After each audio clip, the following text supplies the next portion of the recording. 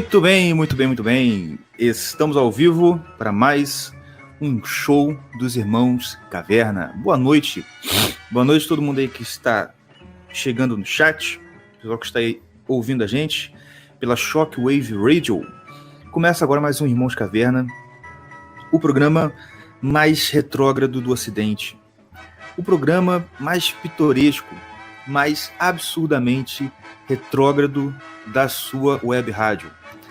Galera, muito bem, muito boa noite para todo mundo, quem tá aí no chat. Deixa eu ver quem que tá aqui. Vi que tinha Maninha Princesinha, boa noite, Osmar, Breno, ela é SV, Marina Moreira, The Real Uramesh. Eu sei que esse aqui me segue no Twitter, eu sigo ele, não sei. Boa noite todo mundo, estamos aqui começando mais um Irmãos Caverna e a gente hoje vai tratar de alguns assuntos muito importantes. Lorena Silva também, boa noite para você. Seguinte, gente, estamos aqui com o nosso ouvinte convidado de hoje, que é o senhor Lucas Vieira. Boa noite, Lucas, tudo bem contigo? Boa noite, belezinha, galera? Tudo tá maravilha. Essa porra. E aí, como é que estão as coisas aí? Graças a Deus. Pô, cara, essa loucura aí de quarentena, né? Tá deixando a gente meio doido, bicho. Eu já tô totalmente doido. Oi? Eu já estou totalmente louco. Completamente. Se não vê ser humano aqui, só parede. É complicado. Mas... quando você vai na rua, você vê uns bichos assustados, que também não é muito ser humano. Pois é. Aqui onde eu moro é meio assim, o pessoal não respeita a quarentena não, né? Mas ainda assim, a gente fica só no mesmo lugar, acaba gerando esses conflitos aí na nossa cabeça. Pelo teu sotaque eu vi que você é do Rio. Sim, 100%. Nunca nem botei o pé fora daqui. Não. Sou do Rio. De onde? Capital mesmo. Bom, eu nasci... Playboy? Nada, cara. Eu nasci em Irajá, porra. Ah, não, então tá certo. Irajá ainda tá dentro ali. Hoje não mais, hoje eu vim pra mais longe. Hoje eu vim pro buraco mais longe do Rio, mas tranquilo. Entendi. Vou te falar, vindo pela Avenida do Brasil, até ali o Trevo, um pouquinho pra lá, a gente ainda considera. Né? Então... do centro pra lá que não dá pra garantir mais. Mas enfim. Eu tô do centro pra lá, então. Ih, Playboy. Tô zoando. Mas isso é uma coisa, cara. Realmente, eu não sei se é o que mais tá desrespeitando. Mas o Rio de Janeiro é o que menos tá dando bola para esse negócio de quarentena, pelo que eu vejo. Pois é. Mas, pô, eu acho que assim, fui em Copacabana, cara, lá tava parecendo um cenário de The Walking Dead, bicho. Completamente deserto, os mendigos assim pela rua. Tu acha que tá... tu acha que tá num seriado pós-apocalíptico. Mas Copacabana dá até pra entender, sabe por quê? Copacabana é o bairro de velho. Realidade de velho e viado e velho viado. E velho viado, exatamente. Certamente. Copacabana é aquele lugar onde você vai ver o cara levando o cachorrinho dele pra passear no calçadão e botando sapatinho nele. Pois é. Pra não queimar patinho. Pois é, nunca vi. Lá é a maior concentração de homossexual por metro quadrado que existe na face da Terra. Né? Não consegue... Pode crer. Mas, cara, é complicado. Aqui no interior onde eu moro, assim, o pessoal, eu não sei se é porque é interior, mas o pessoal tá ligando bastante, cara. Você sai na rua sem máscara, pô. Você sai na rua sem máscara, o povo já te olha com cara feia. Não. Andar na rua de máscara, porra. Mano, aqui a galera tá correndo, você fazendo Cooper na rua, tá ligado? Dando uma corridinha de máscara. Putz. Pô. Meu pai veio me visitar aqui, ele veio de carro, de máscara e de luva, dentro do carro sozinho. Pode crer. Pai, o que tá acontecendo contigo, cara? não faz necessidade nenhuma disso. E olha que meu pai não é de ligar pra essas paradas, mas ele já entrou na loucura aí, não tem jeito. É fogo, cara, é fogo. Mas enfim. Pô, rapaz, cara, Fala. Não, manda aí, manda pra não, eu fiquei feliz de ver vocês num outro podcast que, pô, vocês são evangélicos e são aqui do Rio, cara, tipo, e são conserva raiz. Isso é salvação, cara. Amém. E a coisa mais coisa mais difícil de ver aqui no Rio de Janeiro irmão, é isso. amém. Cacete. Eu fico bolado com isso, mano. O meu evangélico aqui no Rio de Janeiro é de matar, mano. É tipo, pula de uma ponte. Cara, agora que você me falou isso, vocês estão me ouvindo? Sim, senhor. É, porque deu uma merda aqui, mas vamos lá. Cara, eu falando em meio evangélico e a tristeza que é, ainda mais no Rio de Janeiro, cara, tem uma mulher, eu não sei se vocês conhecem, acho que não conhece, não. É que ela era Beck no Koinonia, algum bagulho assim, alguma banda dessa aí, mais antiguinha. Card Singers. Ah, tu Saudade. conhece, né? A Saudade. Aline Rios, se eu não me engano. Sim. Cara, ela é muito. Cara, quem puder ver pra rir, é muito bom, cara. Porque essa mulher é muito doida. É mesmo? Não conheço, não. Fala muita merda. Por que tu falou Cat Singers? Como é que tu sabia? Me veio uma luz aqui. Você acha que ele tá confundindo Koinonia com Cat Singers? Mas Porque eu é isso joguei. mesmo, Mas é realmente, cara. Deixa eu só confirmar aqui rapidinho. Pode ir falando aí, que eu vou trazer. Pô, outro dia aqui no Twitter eu vi o Leonardo Gonçalves fazendo uma thread imensa sobre esse negócio de corona. Eu falei assim, cara, tu é músico, por que tu tá falando de saúde pública? Fala de música. Aí ele veio boladinho. O único cara músico. Ah, é mesmo? Te respondeu? Veio me responder boladíssimo. Aí eu falei, E ela? Aí eu falei, cara, eu sei que você tá falando num lugar de desespero, fica calmo, tá? Vai passar. Paz. Pô, cara. Mas, houve uma benção araônica aí. Leonardo Gonçalves é um que... Aquele ali já passou pra lá. Já era, não tem salvação. Mas, Apesar cara, de eu gostar muito. Na verdade, cara, você vê na cara do cara que ele não vai segurar, ele vai se render pro outro lado. Claro. Você olha pra cara dele e você pensa, é guerreiro? Aguenta o tranco? Não aguenta. Então ele passa pro outro lado, pô. Certamente. Por isso que a gente aqui é irmão caverna, porque a gente é casca grossa, pô. Entendeu? E isso é essencial para você sobreviver ideologicamente no mundo de hoje. Acho que a gente já falou isso aqui lá no início, quando a gente falou de paternidade e tal. Cara, eu lembro que quando a gente era mais novo, né, e tal, os amigos do meu pai ficavam assim, assustados do jeito que ele tratava a gente, tá ligado? Assim, nossa, mas você não tem medo dos seus filhos depois não serem seus amigos, não? Né? Porque meu pai era muito duro, meu pai era rígido pra caraca. Né? E tinha esse... O que acontece? Os dois ali vão lembrar. Mano, hoje em dia, e na maioria dos casos, a galera que ficava enchendo o saco do meu pai, dizendo que no final, quer dizer, no futuro, os filhos não iam ser amigos dele, os filhos deles não são amigos. E a gente é amigo do pai, tá ligado? A gente ainda considera pra caramba, a gente ainda respeita. Tem um filme do Denzel Washington que é bem sobre isso, não sei se vocês já viram. Qual? Deixa eu ver aqui, deixa eu lembrar o nome. É recente. É um filme muito bom. Aí, no trailer fala exatamente essa parada. Fala essa parada do filho, ele com o filho assim, falando assim, por que eu tenho que ser seu amigo?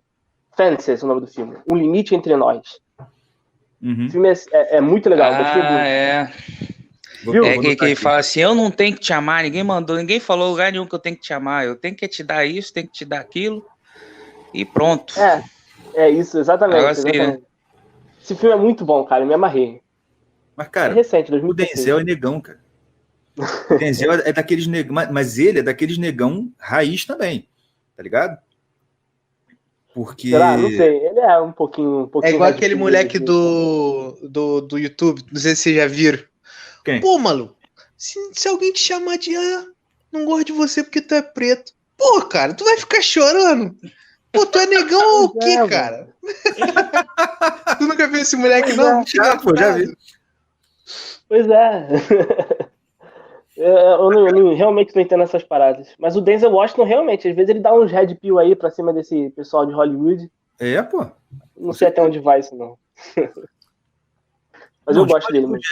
De Hollywood a gente não pode também botar a mão no fogo. Nem perto do fogo, né? Pois é. Por exemplo, depois, cara, sério mesmo, depois que eu ouvi o antigo Red Pilatos, Inclusive, nossa produção tá aqui ouvindo. Vocês, por favor, dêem um jeito de fazer logo esse... Como é que é o nome? Mind Control. Porque eu estou querendo mais daquelas maravilhosas trilogias, cara.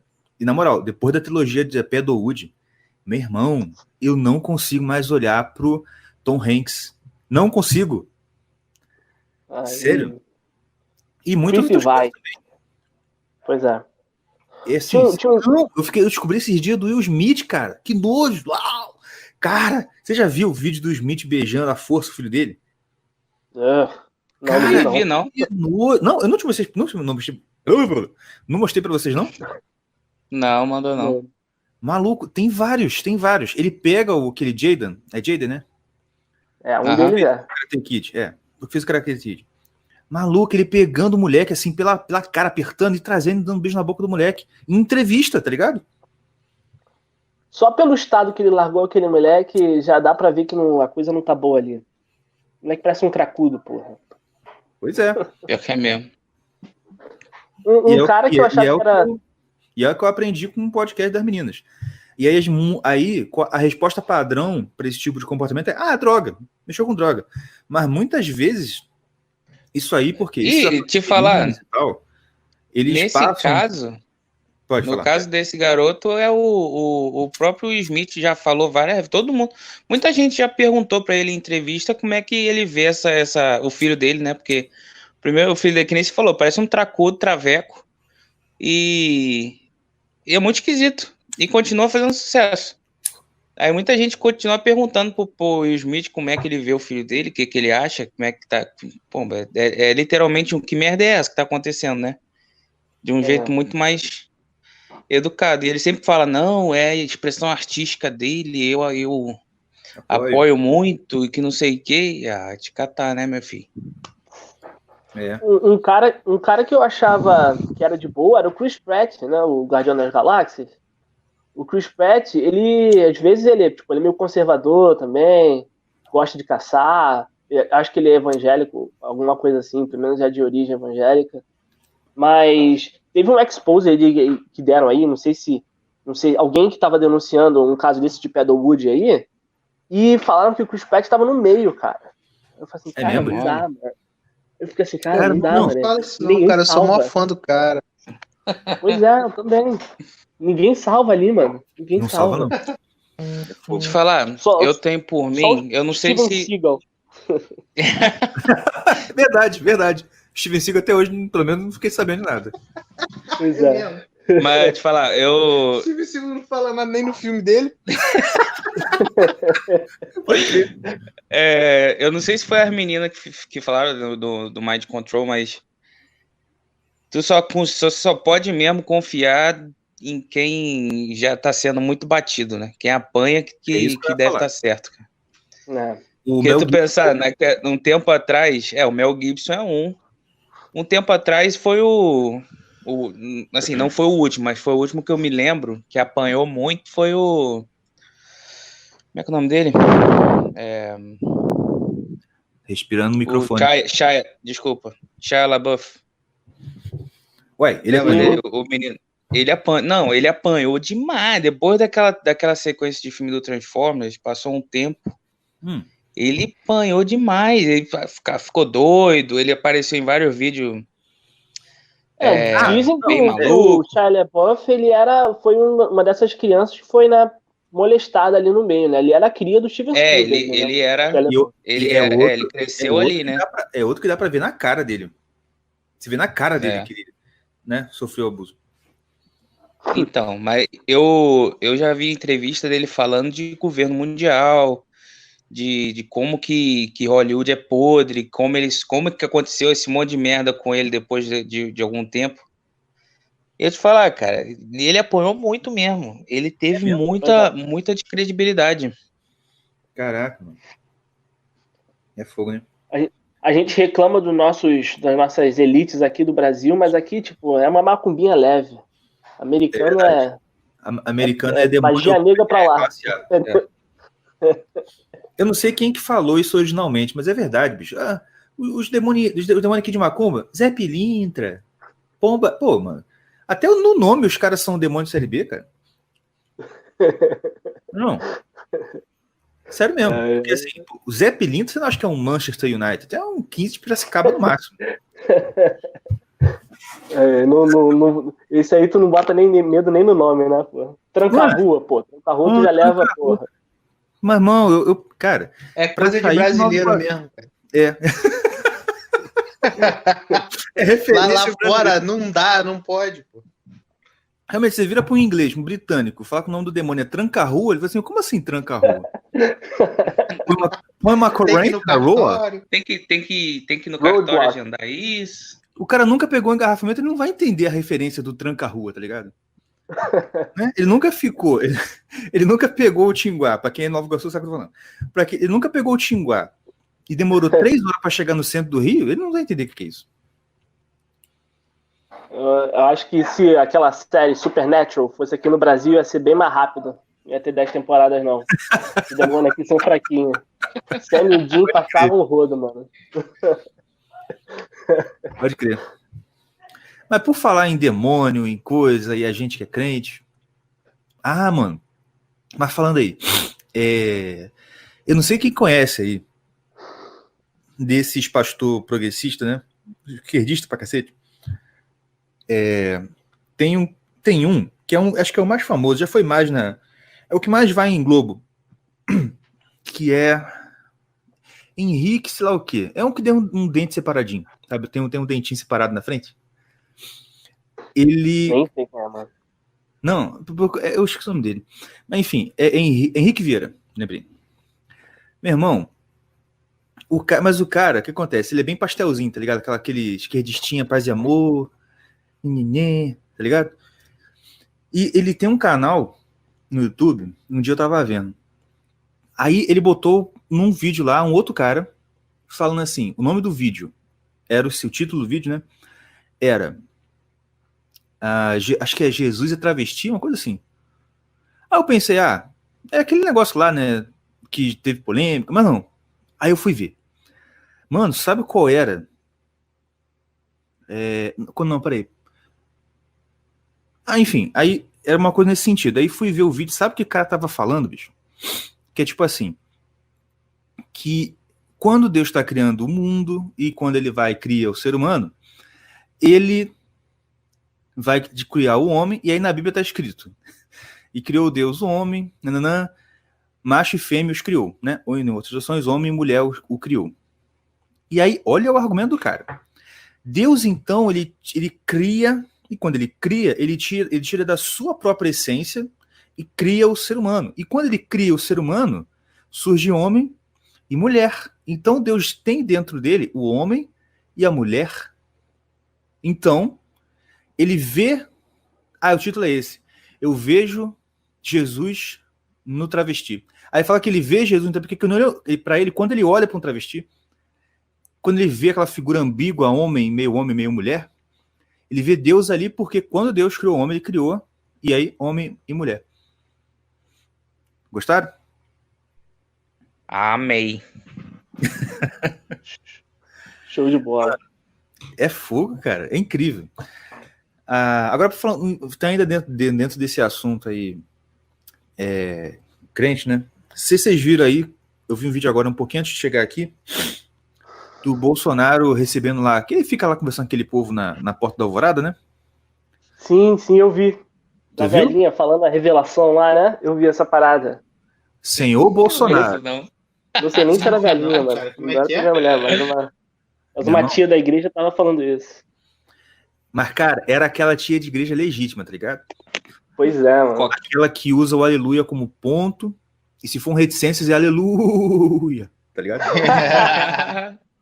Irmão, ela mandou, falou assim, olha só, eu vi o Senhor numa sala, sempre assim, uma sala que tinha tantas cadeiras, e o Senhor estava assinando muitos papéis, Jesus, já começa, e aí ela falou o seguinte, e eu vi em cima de você, aí Deus falou para ela, olha para cima, minha filha, ela olhou e viu 3 sombras. Bolsonaro, 3 sombras, Bolsonaro. E que essas sombras estavam querendo tirar você e a Michelle. E tal. Eu digo uma coisa pra só você. 3? Tá bom. Enfim. Ali no Planalto é 30, mano. 30 pra cima. Não, mas ela está se referindo especificamente a gente de dentro do gabinete. Assim, no STF tem, o Congresso tem, mas é aqui diz o seguinte, gente lá de dentro lá, que está querendo sabotar ele. A gente sabe que tem. E, por favor, senhor Bolsonaro, se o senhor vê os vídeos do Kim, se o senhor vir dar uma passadinha pelo Twitter, o senhor vai saber o nome, sobrenome, CPF, matrícula e lotação das 3 sombras.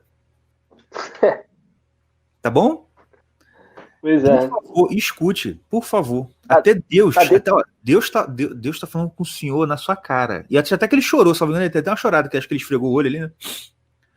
Pô, tá deprimente ver o Bolsonaro assim, cara, sinceramente. Eu não consigo, não. Tô nem vendo mais essas lives de todo dia dele. Porque, pô, o cara tá muito castrado, cara. Tem que soltar esse leão aí, cara. Pô, não dá, cara. Eu tô bolado com isso.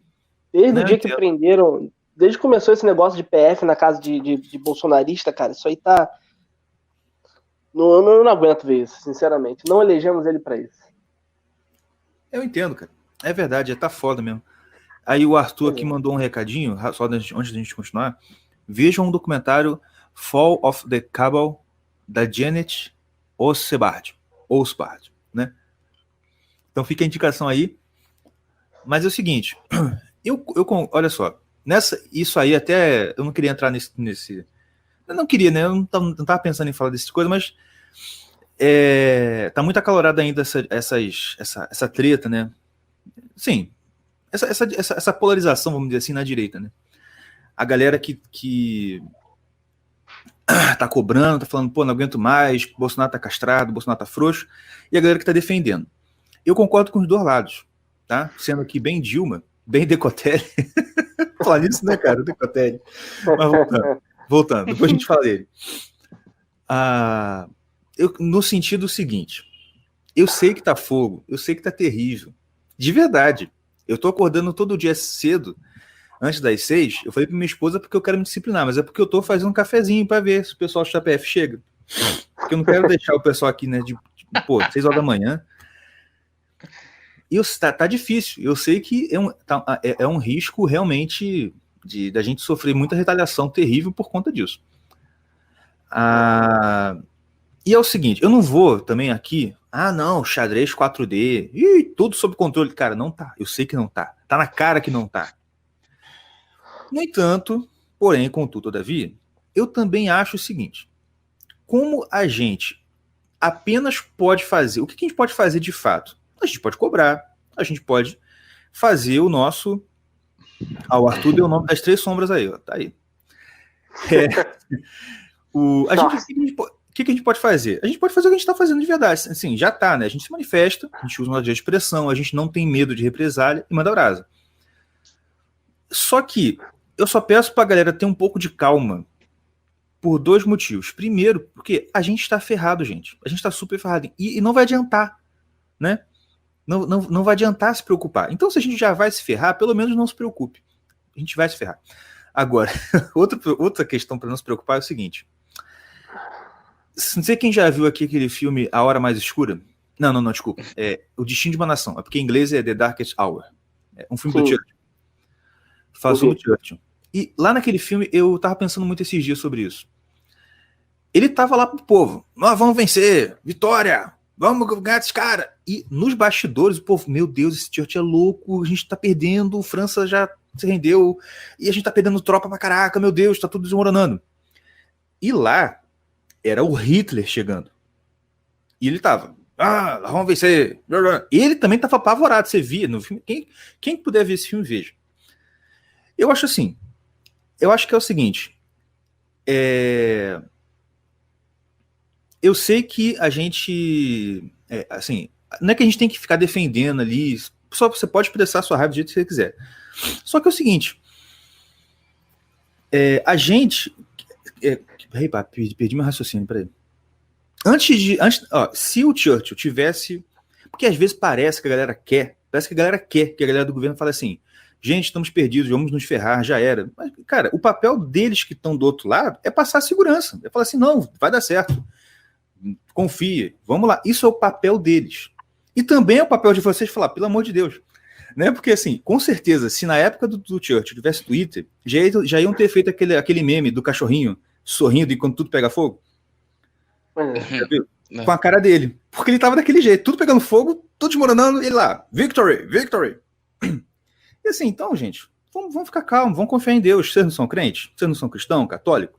Vamos orar, gente, porque, de fato, o cara tá num ninho de cobra, o cara tá jogado aos lobos, não tinha como não tinha como ser diferente, porque, pô, cara, você imagina tudo isso acontecendo e o Haddad no poder. Meu Deus. A gente tava na mão da China há muito tempo já, né? Mano, a gente já tava morto, fisicamente morto. Ainda Então, mais agora também, que até mandaram um comentário aí lá em cima falando sobre a Glip Suína 2, o retorno da costeleta. Pode crer. Então, assim, o meu Eu acho conselho, que isso vai muito pode também. ser um conselho, é o seguinte: continuar cobrando, mas não deixa a ansiedade deixar vocês loucos. Só isso. Mas de resto, é isso aí. O Ponte falou uma parada interessante recentemente, não sei se foi na Shockwave ou na Super Live, mas é que com quem que o Bolsonaro pode se apoiar? Né? Ele pode se apoiar ou nos militares podem botar aí soldado na rua, pode fazer tudo. Ou se apoiar na gente, conservador aqui de internet. O que a gente pode fazer? Porra nenhuma, no final das contas. Entendeu? O que a gente pode acrescentar pro governo? Nada. A gente só pode ficar falando merda na internet, no final das contas. Entendeu? A gente tem que agir mais, cara. Botar um negócio mais pra frente. Bom, falo isso pra mim também, né? Tipo, Sim, cara. O que eu fiz pra ajudar isso, né? Nada, no final das contas. Mas aí que tá também. Mas o nosso papel enquanto cidadãos comuns, no meu ver, né? Eu tô falando aqui dentro das minhas limitações, da minha ignorância. Na minha visão, o que a gente tem para fazer são coisas que vão ser feitas, mas vão ter um efeito para médio e longo prazo, tá ligado?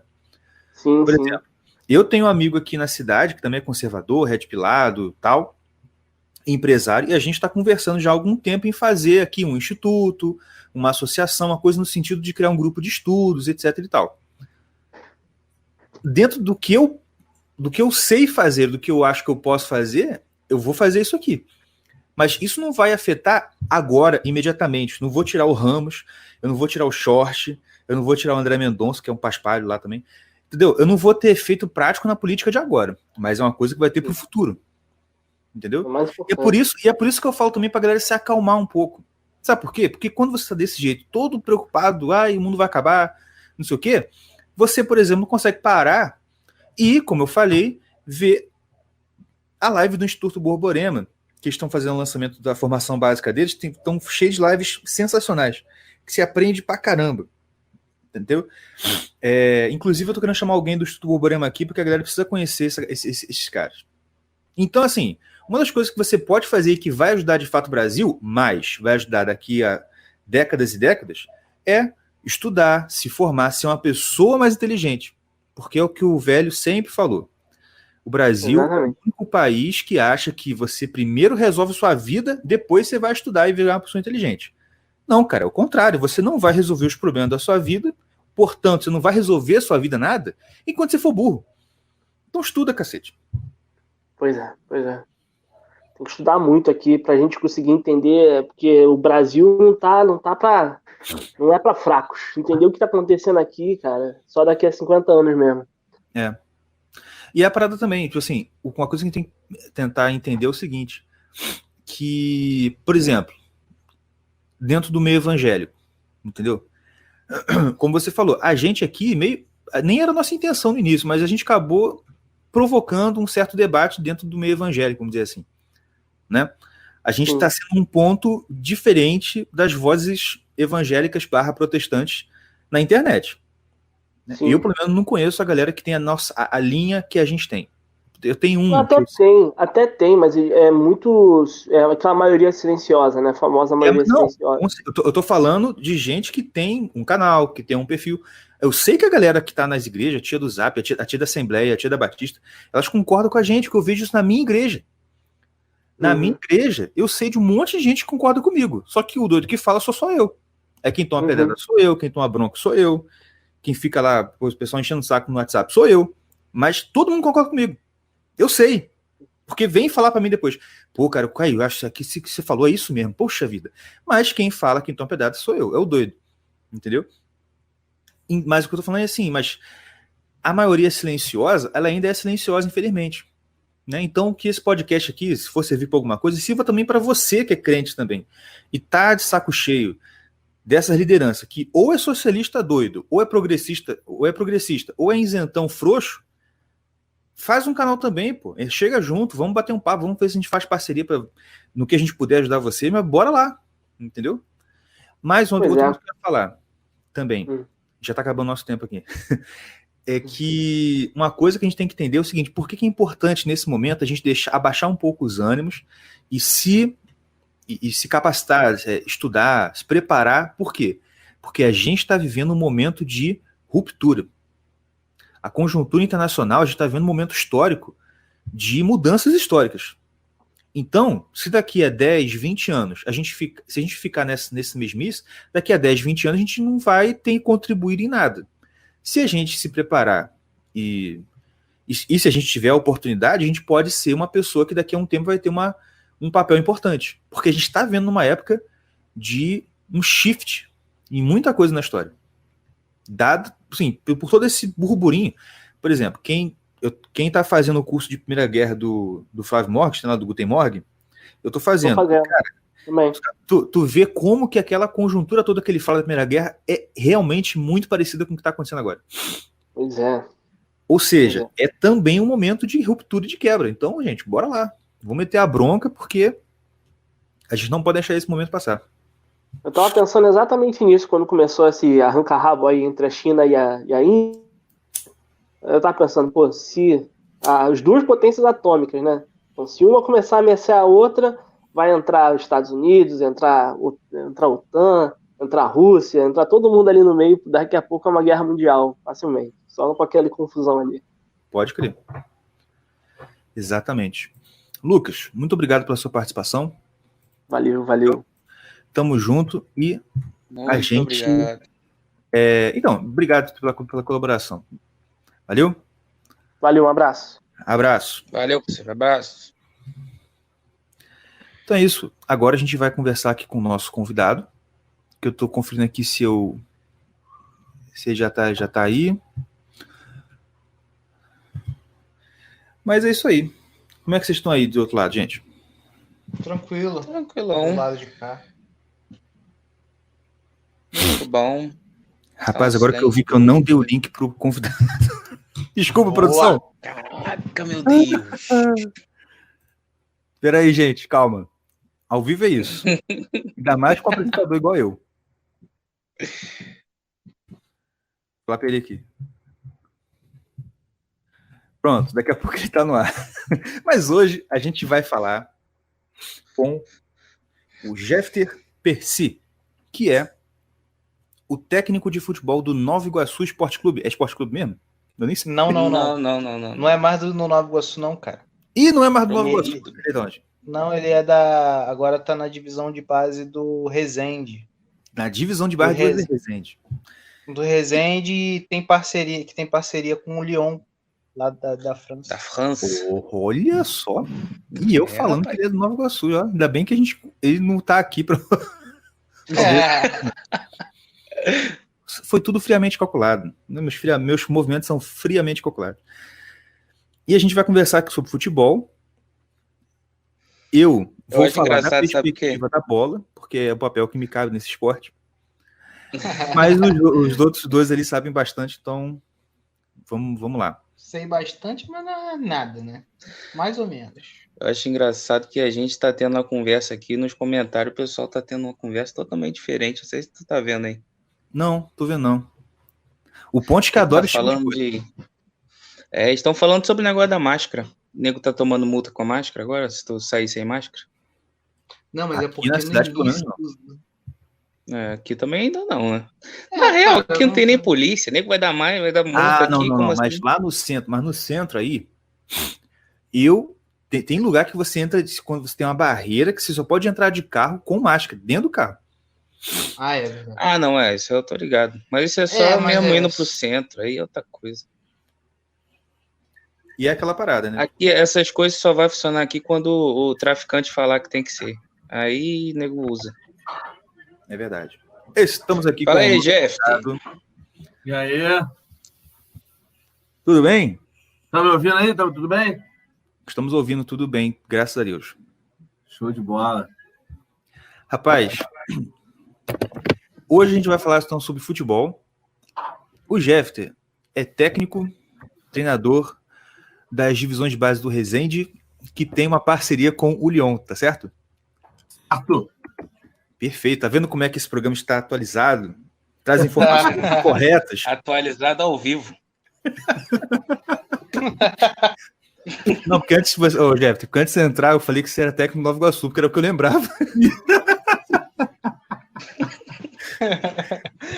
Mas tá tranquilo. Mas conta pra gente então, Jeffter. Fala um pouquinho de você, se apresenta aí pra galera e a gente depois entra aqui no nosso papo. Beleza. Boa noite, pessoal. Obrigado aí pelo convite. Tenho certeza que daremos boas risadas aqui e falaremos também algumas coisas que um pouco sérias e polêmicas. Bom, eu tentei ser jogador de futebol, né? Como todo garoto, e vivenciando um pouco, né? Existe uma máxima que toda criança no Brasil quer ser jogador, e isso não é muito verdade, não. Mas tentei ser jogador, passei pelo processo de base, não cheguei no profissional. Tenho um irmão que foi jogador profissional. Depois, após a minha precoce carreira, tentei cursar cursos, né, superiores que não vinham de encontro a minhas características, e depois eu acordei para a vida e fui buscar a educação física. Não pensava em retornar ao futebol, não pensava em ser professor, mas voltei e já no primeiro período, né, do curso de educação física, eu retornei para o Nova Iguaçu, que foi um clube que eu fui formado como jogador, cidadão, enfim, o processo todo de formação que vocês já bem conhecem. E daí comecei como estagiário, né, sofri bastante, trabalhei de graça pra caramba. Coisa de estagiário. Oi? Coisa de estagiária. E hoje em dia os estagiários querem ganhar carteira assinada, quer R$1.000, quer fazer proposta. Não, muito engraçado. Como mudou, cara? Como mudou o cenário? Nossa, é impressionante. O pessoal viaja. O pessoal tá no mundo fantástico de Bob. Mas vamos lá. E aí... Mas isso é criança que não apanhou, cara. Não, verdade. Ai, papai. Era o famoso raio, o cinto, enfim. Vários métodos de tortura. Mas não vamos falar sobre isso, não. Não, só um parênteses. Eu não sei se seu pai fazia isso, mas meu pai... Eu não sei... Você conhece, né? Cara, meu pai vai estar ouvindo isso aí, cara. Pois é. Um abraço aí, tá? Posso falar o nome dele? Não tem problema não, pode falar. Um abraço, Jairo. O Jeff é amigo de infância da gente. Rapaz, meu pai chegava assim e falava assim, alguém, não sei se era minha mãe, fala, namorada, não sei o quê. Meu pai, ó, a namorada de vocês, sabe quem que é? É a magrela de um dente só. Eu falei, que isso, pai? É pretinha, magrela de um dente só. Quem? O cinto. Lembra dessa? Lembro. Pô, como eu ouvi isso aí? Pô, rapaz, eu lembro que quando eu fazia alguma besteira, minha mãe não falava nada. E quando meu pai chegava, eu já ia pro lado do meu pai, já uma lágrima caindo, o outro olho bem aberto, né? Meu irmão não, meu irmão já era diferente. Meu irmão enfrentava, né? Então apanhava mais, tomava 5, 6. Eu tomava uma, e aí já mediava que, pô, pai, peraí, pai, pô, caramba, não... eu errei, pô, tô reconhecendo o meu erro. Eu errei. Teve um dia que meu pai tava chegando, ele falou, seu pai tá chegando. Mano, eu fui pro quarto, botei uns 5 shorts, umas 3 cuecas. Nossa! Eu sabia que ele ia bater. Então deixa eu botava aqui o negócio. Eu botava calça aí. Pode crer. Pô. Só que eu botei uma calça de taquetel, me ferrei. Com a marca do cinto e me rasgou a calça.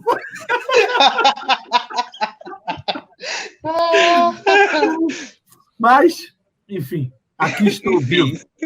Aqui estou vivo. Mas pelo menos você não exigiu no teu estágio. Esse né, não exigiu salário no estágio, pelo menos isso.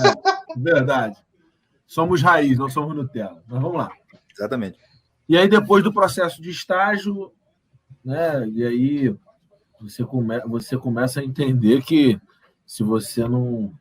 E aí já houve uma divisão, né? Eu fiz faculdade particular, e aí já começou algumas obrigações, e aí o meu desempenho, mesmo como estagiário, e aí a gente acaba entrando no processo de, não sei, na área de vocês, mas na educação física a gente chama de, acho que é lei isso, né? Exercício legal da profissão. O CREF tem por função fiscalizar isso. E muitas vezes eu exerci legalmente a profissão, assumindo a categoria, mesmo não estando formado. Né? Então, não ganhava nada, ainda tinha responsabilidade de elaborar planejamento, relatórios, enfim, e todo esse processo.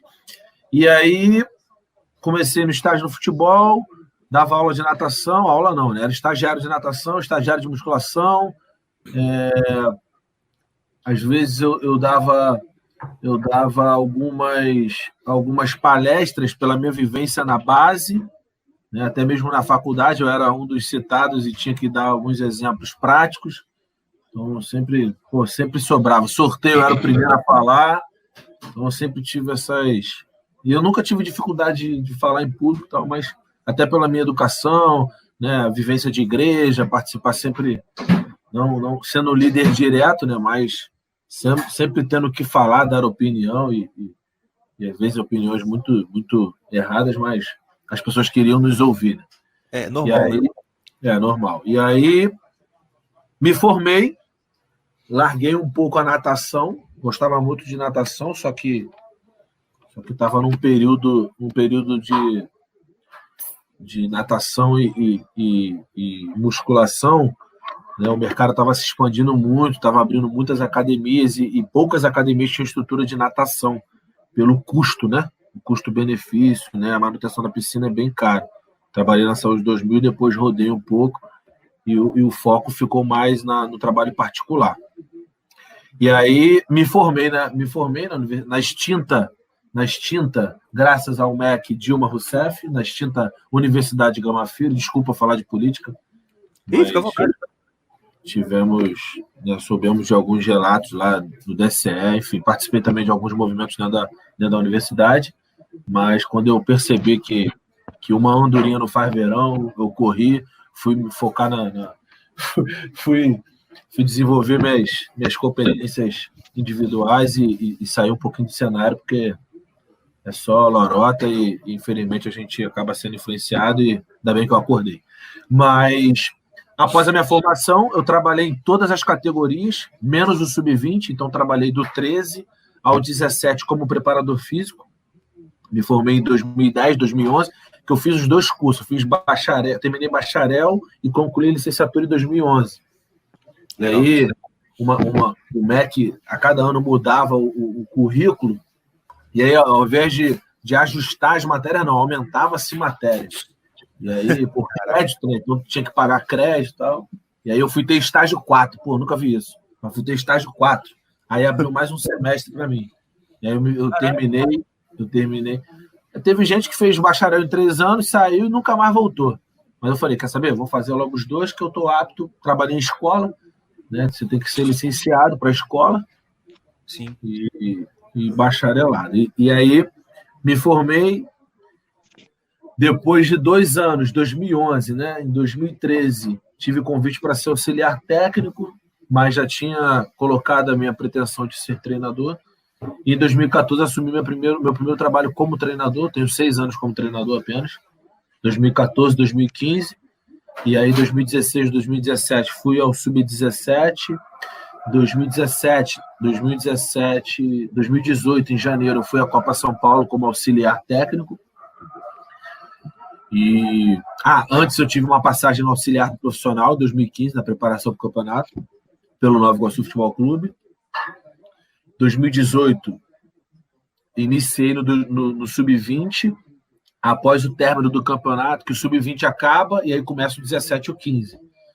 E aí o 17 teve algumas dificuldades na competição e o treinador e o presidente resolveu me descer para o sub-17 de novo e levou o que estava no 17 para o sub-20, que era um cara mais experiente, né? A garotada que estava no sub-20 já tinha tido uma escadinha no processo desde o sub-15, então a direção achou que estava um pouquinho desgastado o ambiente e resolveu fazer isso. E, teoricamente, foi bom para mim, porque a gente conseguiu recuperar a equipe estava em 11º, a gente conseguiu ali até a 6ª posição, classificando entre os 8 e jogando as finais, né?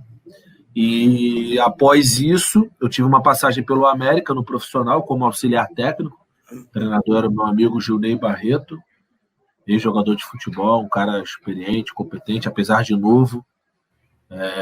Me fez o convite, já tinha feito o convite antes, mas eu falei que tinha que terminar um trabalho, um processo, e após esse término, o América terminou também, se classificou e foi disputar a seletiva para tentar acessar a fase principal do estadual. Infelizmente, nós não conseguimos, fomos até a última partida com chance de classificação, mas não conseguimos, e futebol, como tudo na vida, é resultado. Então a gente foi desligado após o último jogo da seletiva, mas graças a Deus o América continuou o processo e permaneceu na primeira divisão, que o medo era que talvez o América não conseguisse respirar e sobreviver se tivesse mais uma queda para a Série B do Rio, porque aí você perde televisão, perde mídia, enfim, é um campeonato que traz poucos recursos financeiros, né?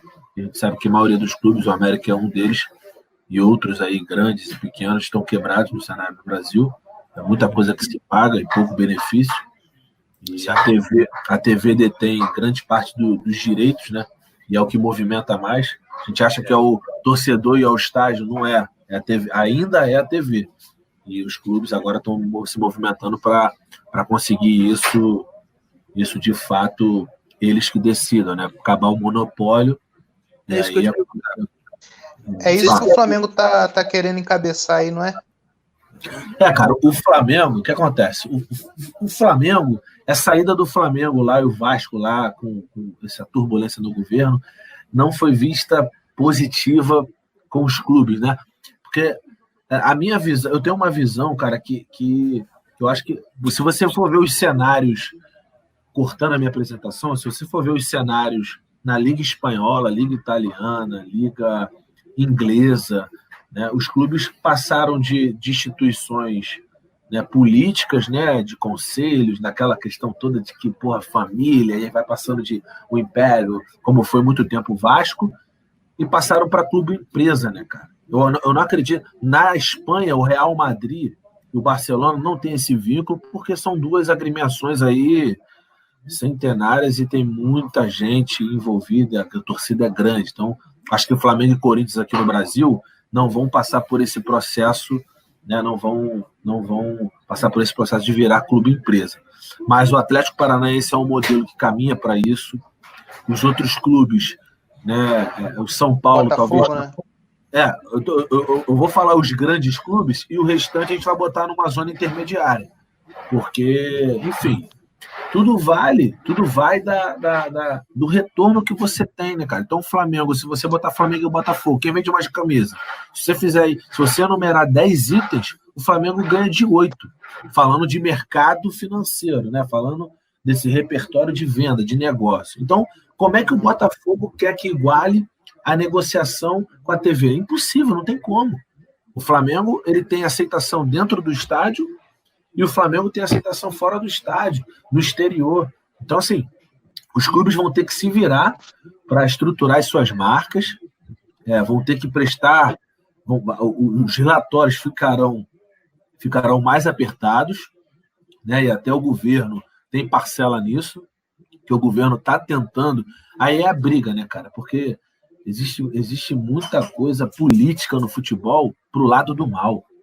É muita gente com interesse próprio, cara. Então, e aí você correlaciona, né, o nosso aspecto social, né, do país, e o futebol ele está inserido nisso. O futebol não tem como se separar. Você não tem como catabolizar isso, você não tem como ramificar isso. Está englobado. E o futebol é muito forte no país.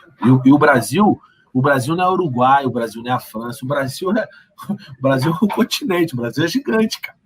Então, assim, o quanto se pode ganhar, mas o quanto pode se perder também. Então, esse processo do Flamengo, essa briga aí, essa saída aí com o governo, essa turbulência, e eu não vou colocar posição minha, mas não foi vista com bons olhos pelos outros clubes, né? Porque os clubes eles vão na tendência do governo. O governo que está agora, a gente tem que abraçar o governo, fazer valer, porque os incentivos, né, as leis de incentivos, né, elas vão de acordo com o governo. Se você está contra o governo, batendo no governo, os caras não vão. É assim, pô. Não tem profissionalismo, não, o trabalho, o social, as crianças de comunidade. Não, os caras não pensam nisso. Os caras pensam qual é o retorno que vai ter, quanto que a gente vai ganhar, quanto que a gente vai aparecer. É o glamour dos bastidores do futebol. Então, isso atrapalha muito.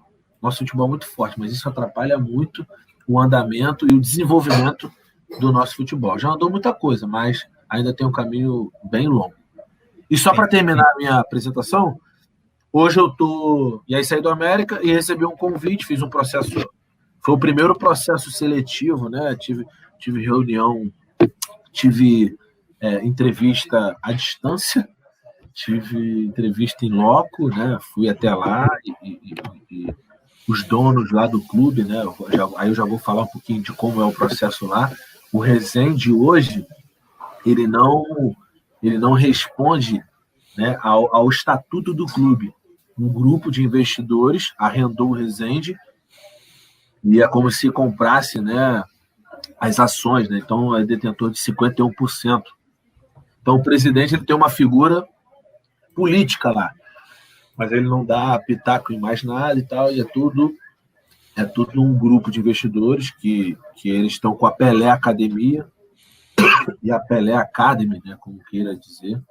A Pelé Academy tem toda uma metodologia, tem todo um contexto histórico do Pelé, né, o legado do rei. O Pelé sempre teve esse sonho e lá a gente está desenvolvendo um trabalho, tem um documento orientador, né, nós vamos ter que estar próximo dos professores nas escolas dos atletas, e isso existe muito pouco no Brasil, acho que quase nada, cara, quase nada, infelizmente.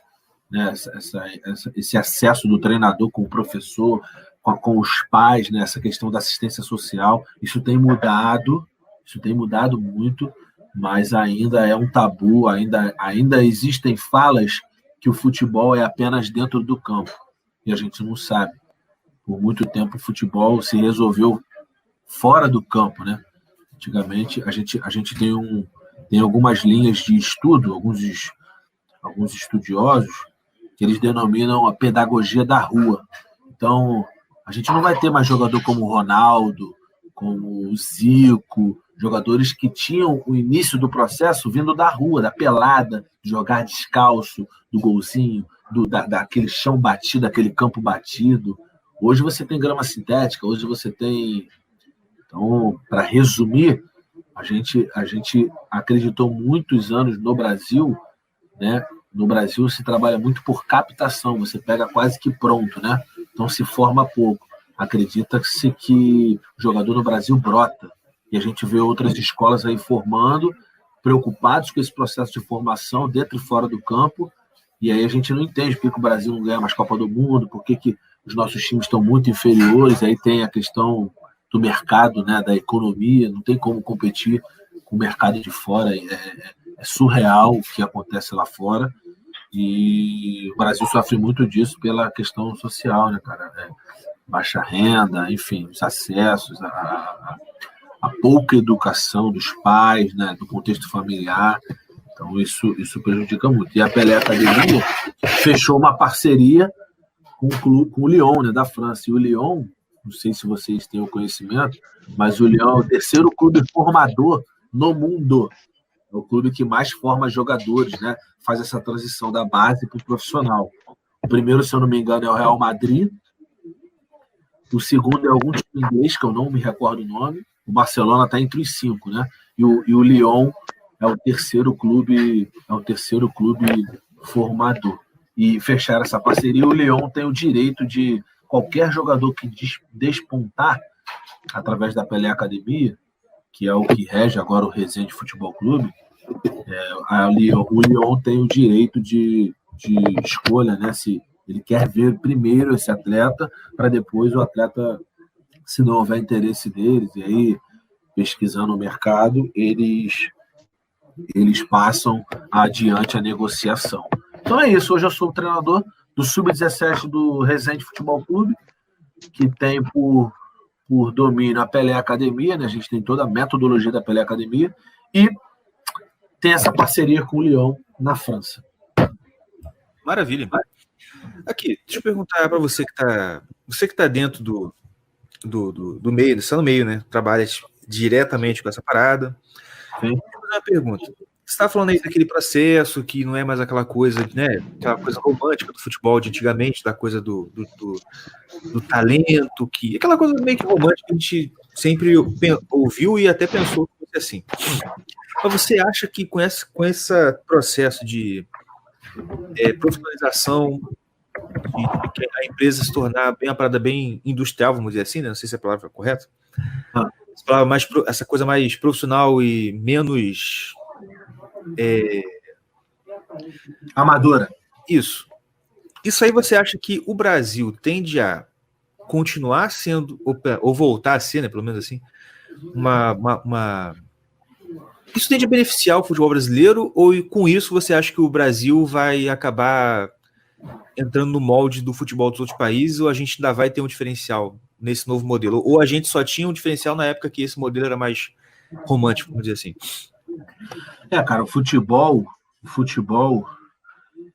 ele já muito, desde o início dos anos 2000, primeira mudança no futebol, né, que a gente tem que compreender, é a questão financeira. Os jogadores, né, antes dos anos 2000, não ganhavam o salário exorbitante que é hoje em dia, né? O jogador top, o melhor jogador do mundo, o Messi, eles não tinham salários astronômicos. Eles tinham o glamour, né? Aquele saudosismo, chegava nos lugares e parava. E, porra, se você tem um documentário do Maradona, quando ele foi para Nápoles, cara, ele parava as festas, a balada, ele parava as noites em Nápoles. Ele se aliou ao lado mafioso, né, italiano. Então, o futebol, como qualquer coisa hoje na modernidade, ele se tornou um negócio muito lucrativo, né, e ainda mais para as pessoas sérias. Eu vou te dar um exemplo. Os clubes que estão quebrados, não é o caso do Flamengo, não é o caso do São Paulo, são clubes estruturados. Os clubes não lucram muito pouco, tem muito pouco retorno, por quê? Eles viram refém, eles não têm como negociar, eles não têm poder de barganha. Simplesmente, eles tapam um buraco, eles precisam sanar as dívidas que já têm de anos. Então, esses clubes precisam, e para você sanar uma dívida, para você recortar uma dívida, reduzir pelo menos, você precisa gastar menos do que você arrecada. Então, se você arrecada R$100 e você está devendo R$1.000, você precisa economizar o máximo, ter alguma ação de não continuar gastando os R$100 ou até ficar pedindo empréstimo. Então, eu vejo como saída para o futebol brasileiro essa questão da empresa, essa questão da prestação de relatório e ter claramente o que está entrando, o que está saindo e não se fazer loucuras. Eu tenho um orçamento de 50 milhões para o meu time, Jefferson Futebol Clube. Tem um jogador que vale 70 milhões. Pô, eu não posso trazer esse cara. Eu não tenho como trazer esse cara. É surreal. Então, o Brasil indo para esse mercado, eu não acho que ele vá se igualar ao futebol europeu, não. Entretanto, hoje se há uma discussão que a gente precisa voltar às nossas características. O que o Brasil apresentou no passado, a gente precisa retornar a isso. E a minha visão para isso é que a gente não vai retornar. A gente não pode se prender a isso. A gente não pode se basear no discurso de que nós somos os melhores, nós somos pentacampeões e a nossa metodologia que é a melhor hoje. Não é a melhor. Já se prova há um tempo. Então a gente precisa. Eu acho que a palavra para o futebol, não só brasileiro, mas mundialmente falando, é a adaptação. A gente precisa se adaptar ao mercado, mas, assim, manter as nossas origens, as nossas culturas, o nosso contexto histórico. Eu sou um cara que frequentei arquibancada, frequentei geral. Eu acho necessário o Maracanã ter uma parte adaptada para isso. Eu acho que o Maracanã tem que ser moderno, tem que gerar conforto. Eu acho que isso é o básico. Mas eu acho que o Maracanã não podia perder. É isso que eu falo. A gente quer modernizar fugindo da nossa cultura, não adaptando, não se estruturando, para também não perder e deixar um legado para gerações futuras. Então, o maior medo e a maior dificuldade nesse trânsito é essa questão, cara, que é o que eu falo. Os clubes endividados, eles não vão ter como, eles vão ter que se ajustar para o modelo empresarial e regular suas contas. E uma coisa que se faz pouco, cara, é o acesso, né, às mídias, né? Poucos clubes desenvolvem esse trabalho. E hoje existem youtubers, né? Coisa que a gente não imaginava na nossa infância. A gente brincava na rua, pô. Hoje uma criança não brinca mais na rua de bola, muito pouco. Você vai na praça ali, você ia na praça há 30 anos, você ia na praça onde eu moro há 30 anos atrás, não tinha ninguém no celular sentado no banco. Era todo mundo jogando bola e uma bola furada. Hoje você vai na praça e vê alguém sentado, o balanço vazio, a quadra vazia, o pessoal no celular. Então, muita coisa mudou. Como que a gente vai acessar os jovens de hoje? Existe um estudo, ou é na escola canadense ou é na escola australiana, né? Que fala sobre os treinadores de sucesso. E muito se fala da geração Z. Eu não sei se vocês já ouviram e já leram alguma coisa sobre esse estudo. Mas a geração Z, ela precisa que os treinadores se desenvolvam para acessá-los. Porque você contar a história hoje, o garoto já sabe, o garoto está acesso ao YouTube, o garoto sabe quem foi, como que está acontecendo, o garoto sabe o método de trabalho que você usa. Então, cabe muito aos treinadores e aos CEOs, né, e aos gerentes de futebol, aos executivos de futebol, tratarem desse assunto e se prepararem para esse mercado. Tem pouquíssimos profissionais, infelizmente, no Brasil, preparados, que eu posso falar para vocês. Ó, eu conto uma mão os profissionais que são competentes e preparados para isso. Por quê? Porque o futebol, como qualquer outro elo no Brasil, é muita questão dos coronéis. É tipo a política, né? Vamos fazer um paralelo. Futebol, política. O avô foi vereador, aí o filho foi vereador, deputado, aí vem o sobrinho, aí não, vota naquele ali que é o meu sobrinho. Então, assim, você vai desencadeando e você vê muito isso no futebol. Eu não estou questionando a competência técnica, de habilidade, de conhecimento. Não é isso. Mas ainda existe muito esse apadrinhamento, essa questão paternalista muito forte no nosso país e vem da época de história, colônia, quem estudou a história do Brasil entende isso bem e sofre menos. Entendeu? Jeff, então, cara, eu tava falando aí sobre a mudança do estilo de jogo de antigamente para o estilo de jogo agora, que você falou que dificilmente vai ter mais um Ronaldinho, mais um Ronaldo Gaúcho, o Neymar mesmo, mas tipo assim, você acha que essa questão é uma questão mesmo social, que a galera não tá mais indo pra rua, não tá, tipo assim, porque a gente sabe que futebol é repetição o tempo todo. Então, aquele moleque que joga todo dia tá ali jogando bola, mesmo que sem acompanhamento, mesmo na rua mesmo, e depois ele vai pro clube e aprende a parte tática, aprende a entender o jogo. Aí ele vira aquele fenômeno, que ele junta a técnica que ele acumulou, que ele já nasceu com ela, que ele repetiu o tempo todo e aprendeu, com um jogo tático entendido que vem do clube, né? Tu acha que essa técnica vai ser diminuída ao longo do tempo por conta de que não tem essa repetição, tipo assim, dos 6 anos até os 12 anos, quando o moleque vai mesmo pro clube?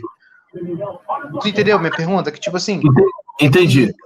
Entendeu? Que essa lapidação que eu vejo que vem do, tipo assim, mais ou menos de 6 anos até os 13. Vamos supor que um moleque vai pro clube e aprendeu o jogo em si. E antes disso é mais lapidação de técnica dele mesmo. Tu acha que vai acabar esse estilo de jogo? Acabar, eu acho que você foi muito bem na sua fala e o caminho é esse mesmo. Eu só vou fazer uma introdução, né, do que se é discutido, e você falou da questão, né, do talento, né, se nasce ou não nasce. Isso é uma discussão eterna. Vamos dar os exemplos práticos. O Romário nasceu aonde? Jogou bola, começou a jogar bola aonde? O Romário é oriundo da Vila da Penha. Jogava em favela, jogava em comunidade, jogava em Campo Ruim. Então, aonde o garoto nasce hoje, aonde o garoto joga bola hoje, você vai começando a pontuar, você vai começando a criar um caminho, né, fazer uma trilha. Né? Como é que o cara abre uma trilha? Ele vai com facão, vai abrindo, vai construindo para lá, para a direita, para a esquerda, até chegar no ponto final. Então, o talento tem alguns estudiosos, né, Júlio Garganta, tem algumas referências hoje que estudam essa questão do talento. O talento ele é altamente desenvolvido. Há uma predisposição, a ciência já comprova isso. Por que um joga mais que o outro? Porque um, geneticamente, motoramente, consegue desenvolver melhor que o outro. Né? Então, se perder, eu acho que é muito forte, vai acabar. Acho que não vai acabar. Mas se você olhar o cenário, você assistir o Campeonato Brasileiro hoje é uma Série B, uma Série C do Campeonato Inglês, do Campeonato Espanhol. Os melhores jogadores estão lá fora, não estão mais aqui. E o cenário na década de 90, eu sou na década de 80, nasci em 86. O cenário, na década de 90, quando você parava para ver um jogo, eu não gostava muito de ver jogo, comecei a ver jogo depois dos meus 15 anos, mas você parava para ver jogo e era um jogo um pouco mais lento, um jogo mais monótono. Por quê? Porque se dava preferência para o talento, se dava preferência para o jogador que jogava com a bola. Hoje, a preocupação é a ocupação de espaço, é o jogador ser mais intenso, é o jogador se movimentar e gerar mais opções dentro da partida. Então, esses fatores não vão piorar o talento, eles vão otimizar o talento. Aí falam assim, a tática, ela prejudica ou otimiza? Ela ajuda ou dificulta o talento? Eu acredito, e os estudos mostram, que um jogador melhor posicionado e ocupando melhor os espaços, ele potencializa o rendimento dele. O que adianta um jogador de futebol em qualquer idade, qualquer faixa etária, em qualquer local, correr 10 quilômetros e ser efetivo 1 quilômetro do jogo? O Messi, se você for ver em dados estatísticos, o Messi hoje corre menos, corre de 6 a 7 quilômetros. Mas uma coisa que se trabalha na fisiologia, no controle de carga de um jogo, as ações intensas do Messi em sprints de 10, 15 segundos são absurdas, são fora do comum. É o pique, né? É isso aí, por isso que ele e pequenos espaços do campo. Ele não precisa ir lá, antigamente você viu o jogo, há 10, 15 anos atrás você viu o jogador na posição do Messi ia lá no zagueiro pegar a bola. Hoje você não vê mais isso. Você vê uma distribuição no jogo muito mais real para realizar as necessidades que o jogo permite. Então, o talento você tem que avaliar o jogo, para que é o jogo, qual o contexto e será que esse talento ele vai ser melhorado ou ele vai ser piorado ao longo do tempo? Há uma diminuição, né, do jogo livre. Aquele jogo, isso é preocupante. O talento, o Brasil sempre vai existir, sempre vai surgir. Mas como é que vai ser desenvolvido isso? O brasileiro, ele tem por característica, e aí eu me incluo vocês, de ser um pouco mais livre, de não se preocupar muito com as regras, né? Isso vem da sociedade. E o jogo de futebol é transferido para isso. Você quer jogar livre, você quer não ter muita obrigação. Hoje os times brasileiros marcam muito mais do que há 20 anos atrás. Mas por quê? O futebol ele se desenvolveu que se você não ajudar na marcação, você vai ficar para trás, você não vai competir de igual para igual. Então, o talento, só para fechar e ver se eu consigo te ajudar. Talvez eu não tenha resposta para tudo, mas o talento ele sempre vai existir, sempre vai brotar ou sempre vai ser desenvolvido. Agora, cabe a nós adaptarmos a nossa realidade e não esquecer o jeito brasileiro de jogar. Né? Muito se fala do jeito moleque de jogar, os garotos, os meninos da vila, né? O brasileiro, o jogo individual, o confronto, né? O jogo 1 contra 1, o drible. Acho que o brasileiro ele não pode se perder. A gente não tem que pegar da Europa, a gente pega da Europa a parte que não nos compete como cultura.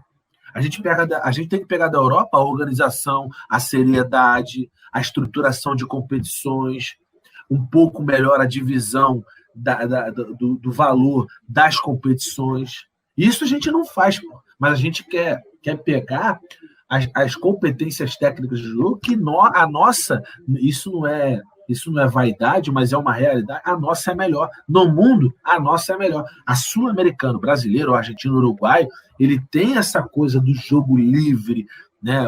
O argentino, uruguaio tem a questão da raça, a questão da luta, né? A questão cara, é muito bom. Da competitividade. Bom Da competitividade diferente da nossa, né? Diferente da nossa. Então, antigamente, o jogador brasileiro jogava por prazer. Hoje, o garoto entra no clube querendo ajudar a família, querendo ganhar dinheiro, querendo outras coisas fora o prazer do jogo. Então, o meu objetivo, um dos princípios um dos valores que eu agrego e tal, é a cooperação, porque eu preciso cooperar para que esse cara tenha prazer no treino e ele transfira o que faz no treino para o jogo. Então, é a mesma coisa, um advogado ter prazer na leitura, em saber das leis e transferir isso para o plenário, transferir isso para o cliente dele, o médico, e assim vai. Entendeu? Então, acredito que eu possa ter te ajudado, colaborado, né, nessa questão. E outra coisa, muito importante, o Brasil sempre jogou bola e pouco se inscreveu. E é um hábito ruim nosso. A gente pratica muito, escreve pouco e reflete pouco. A gente vai para a prática, escreve pouco, reflete pouco. Então a gente precisa mudar essa cultura, esse contexto. Hoje os treinadores novatos, os mais novos, eles vão buscar literatura, e eu sou um desses, fora. Vão buscar literatura em Portugal, Alemanha, Austrália. Muitos não sabem, mas a Austrália é um dos países que mais estuda futebol. Pô. O esporte ensina a questão do sucesso, os treinadores de sucesso. E muito não se sabe. Então, assim, e trazer o que os caras têm de positivo, do jogo ou não, mas trazer a nossa cultura, não perder o nosso prazer de jogar futebol. Tem acabado o prazer de jogar futebol. E isso se passa muito pela estrutura, pela questão política. São muitos fatores que prerrogam essa tomada de dificuldade. Cara, então, eu ia até tocar num assunto sobre o estilo de jogo da Argentina, uruguaio e diferença do nosso, mas eu já que você tocou no assunto sobre aqui no Brasil a gente pouco escreve, pouco lê, que você falou aí sobre a relação eu nem sabia que existia literatura, coisa escrita sinceramente, não sabia que, tipo assim, tem livro sobre futebol e tal, não sabia mesmo. Tem uma universidade no Brasil, né? Tem uma que a gente ouve mais e vê os caras pesquisando mais, né? Preocupado com isso. São os acadêmicos. Muito se fala dos acadêmicos do futebol, mas eu dou muito valor a isso, porque eu acho que a gente traz da evidência científica para o campo prático, reflete e vai corrigindo, e vai se planejando novamente, e vai construindo, né, durante o processo. Mas em Viçosa, a Universidade Federal de Viçosa, existem estudos e existem conexões em Portugal, se eu não me engano, e na Alemanha já abriu um polo na Alemanha, não um polo, né, mas abriu uma parceria, e aí há um intercâmbio, né, nessa cultura alemã e portuguesa para esse sentido, tá? Pode falar, Tião. Então, o que eu estava querendo saber é a questão que você falou da proximidade do atleta na base com a escola, do treinador com o professor e tal. Como é que é a relação? Tipo assim, que eu lembro na época que eu que eu, o Diego, a gente jogava em escolinha ali no Miguel Couto, tipo assim, 12 anos, 13, 14. O Guto lá, ele pegava o nosso boletim e tal, dava esporro, botava a gente no banco se a gente não ia bem, que não sei o que lá. E tipo assim, eu não sei se ainda é assim hoje. Tipo, o treinador, ele tem a proximidade com a escola? Como é que funciona isso? Ainda é assim? Cara, eu não vou conseguir, na íntegra, desenvolver essa questão com você. Eu nunca fiz isso. Né? Aqui, rapidinho, posso só interromper só um minutinho? Claro. Eu não sabia, eu vi nos comentários aqui que tá rolando o jogo do Flamengo agora ao vivo no YouTube, certo? Tá rolando. 1.700.000 pessoas assistindo ao vivo. Esquece. O Flamengo vai bombar na internet, cara. Não, e outra, é o que alguém falou aqui, e é porque é Flamengo e Boa Vista. Você imagina uma final Flamengo e Vasco? Sim.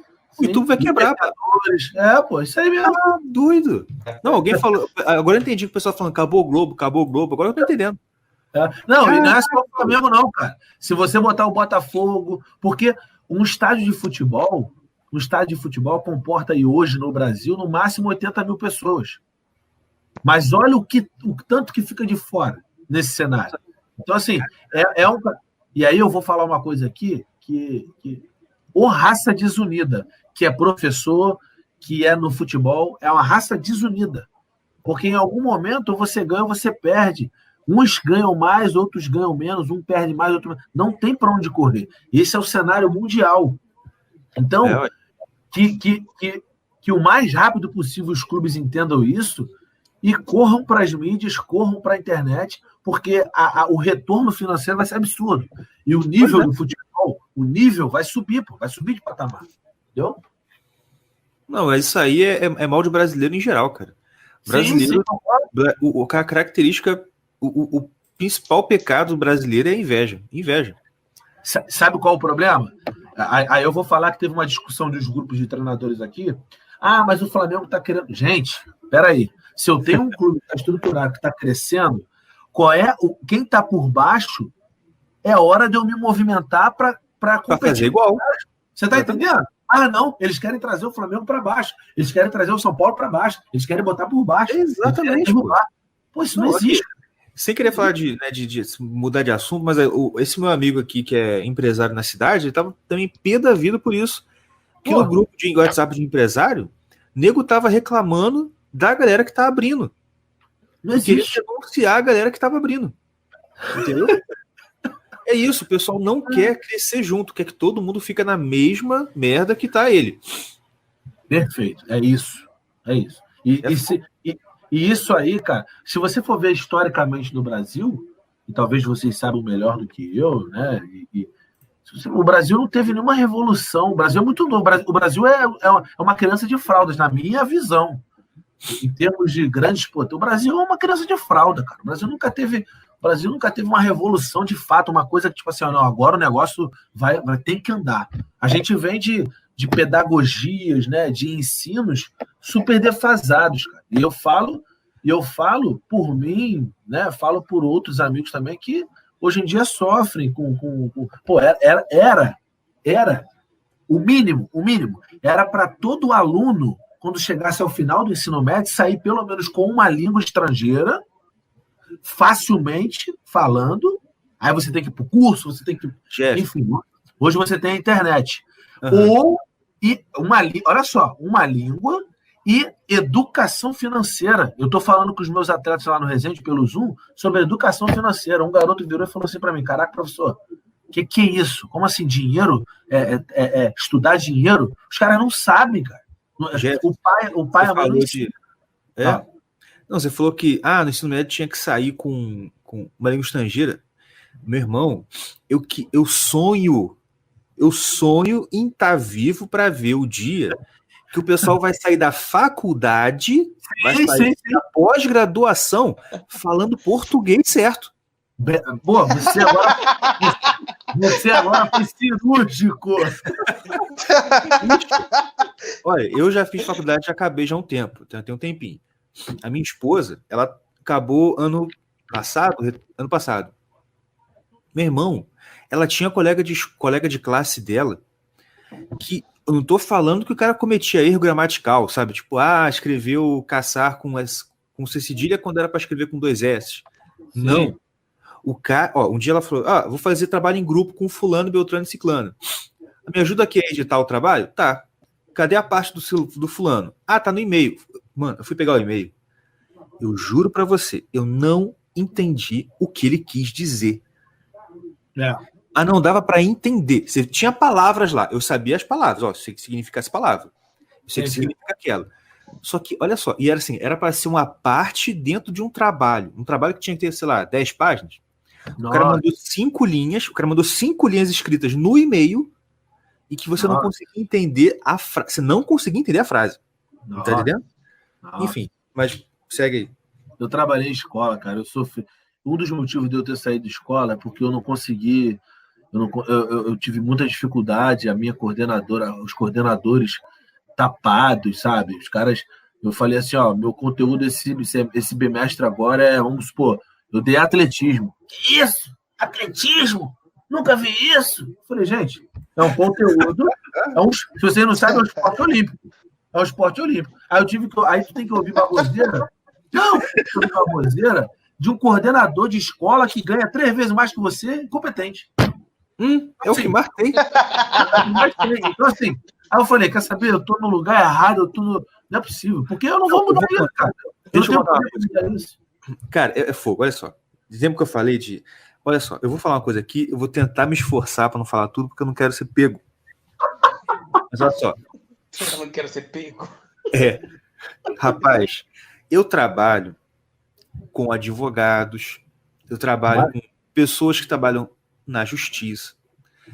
E eu vi, ninguém me contou, eu vi na minha frente uma pessoa que é juiz, eu já contei essa história aqui, a pessoa que é juiz. Nossa. A pessoa que é um juiz, ele tava me perguntando... Sérgio Moro não, né? Não, esse aí tem outros defeitos.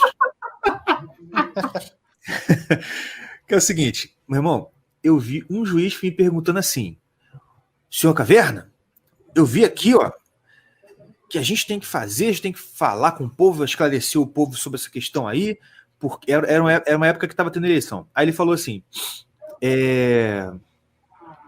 porque eu vi aqui, eu estava vendo aqui, que se mais da metade do pessoal votar em branco, a eleição é anulada. E aí você tem que ter nova eleição com novos candidatos. Fiquei olhando. Sim, senhores, sabe por quê? Deixa eu só esclarecer. Todo ano, o TRE, ele manda um panfletinho, tá ligado? Mitos eleitorais. Mito. É verdade, isso. Não, sabe? Meu irmão, o mito número 1, o primeiro mito que estava sendo desmistificado na cartilha era esse. Nossa. Assim, é verdade que se mais da metade da pessoa votar em branco é eleição anulada? Mito. Não é assim. É assim, assado. Meu, e o juiz estava empolgadaço. Olha só, vi aqui, cara. O cara recebeu uma corrente de WhatsApp. Nossa. E estava acreditando. E é um fucking juiz. Nossa. Né? Não, e médico. Vamos falar de médico?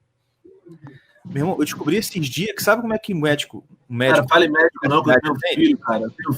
Eu tenho filho, já vi cada arbitrariedade aí, cara. Pô. Aí o cara falava assim, eu sou formado em quê? Eu falei, não, eu sou formado em educação física. Sei de anatomia, sei de bioquímica, sei de fisiologia. Aí o cara olhava pra mim, o cara olhava me assustado. Pô, pelo amor de Deus. Nem fala disso aí, cara. Médico... Não, é isso aí. Ó, tipo assim, só uma coisa. Eu descobri um dia desse que uma médica aqui da cidade, sabe como é que ela atende você? Ela atende você mexendo no celular. Aí você vai falando, o que você teve? Qual o sintoma? Aí eu descobri, sabe o que é?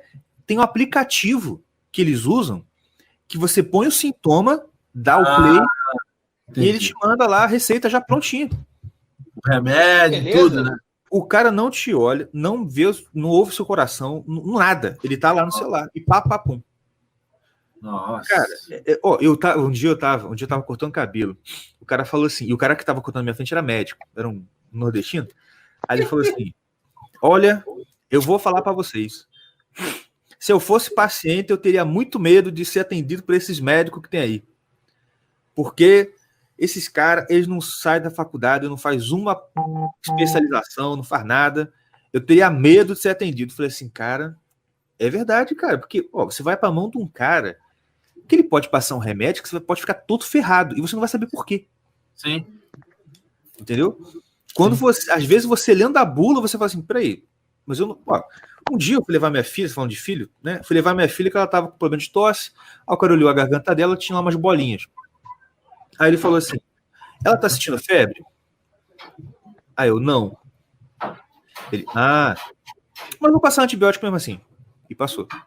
Ai, papai. Tipo assim, sério, bicho. Aí eu fui ver, fui na farmácia, o cara tinha passado um antibiótico que tava indo assim, tinha acabado de chegar no mercado, entendeu? Que era que era 2, 3 vezes mais forte que os antibióticos normais. Só não vou dar essa merda, não. Sabe o que aconteceu? Fui pra casa, não comprei o remédio, conversei com um amigo meu que também é médico, mas que esse eu confio que é um cara muito inteligente, um cara bom mesmo. Expliquei, olha, aconteceu isso, isso e isso. O cara, esse médico aí tinha que tomar uma coça. Ele me explicou a situação lá e falou assim, olha, aplica tal remédio por 5 dias só, sendo que ele tinha passado um remédio com corticoide para dar 3 meses para a criança. Ele falou assim, Deus me livre, só 5 dias. E depois vai lavando o nariz dela com soro todo dia antes de dormir. Resultado, não tossiu nunca mais. Com soro no ouvido. Com soro no nariz. Sim, sim. Mas enfim, vai. Devia ter alguma via congestionada. Exatamente. Não, ele falou, porque criança, ela ainda tá formando ali os seios da face. Sim. Então, tipo assim, não tem por que ficar enchendo a criança de remédio por causa de um negócio desse. Mas se for na cabeça do médico, vai, manda tudo. Fogo, rapaz. Mas desculpa, te cortei. Ctrl-C, Ctrl-V. Exatamente. Mas continue, acabei te cortando aí. Fala, a gente estava falando sobre, volta aí. Sobre, eu acho que era negócio do acompanhamento do treinador com Tá, com a escola. Isso, boa. 3 cabeças pensam melhor que um. Vamos lá. Cara, isso é surreal você pensar nisso. Porque ainda existe muito saudosismo do futebol, né, cara?